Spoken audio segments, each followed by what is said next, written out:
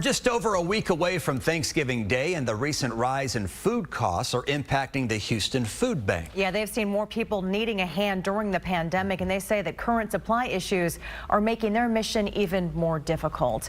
KPRC 2's Michael Lepardi is joining us live tonight from the Houston Food Bank, looking ahead to the holiday season. Michael?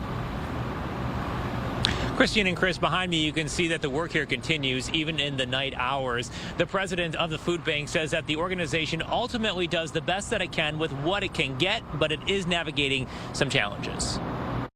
With the holidays right around the corner, the president of the Houston Food Bank says he's dealing with a mixed bag, not necessarily of food, but circumstances. We've had worse times than this, but we definitely had better times. Brian Green says one of the challenges is rising food prices. We try not to buy a lot, but it is putting a pinch on what we do have to buy, and it is impacting donations.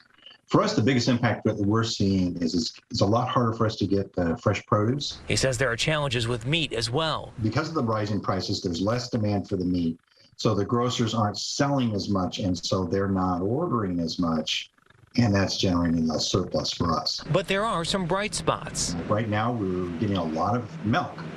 There's oversupply of milk, and that's good for us, and so we lose in one direction and we try and gain in another. And while those in need turn to the organization for help, the food bank has some needs of its own, including volunteers. That's the engine that makes it work for the food bank. Is we do everything with volunteers as much as possible. He says the food bank had to reduce how many people could volunteer when COVID hit.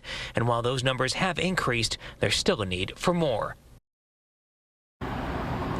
And as for the food prices and the increases there, the president says that's just something that the food bank is going to have to get through, and he expects the situation to improve over time.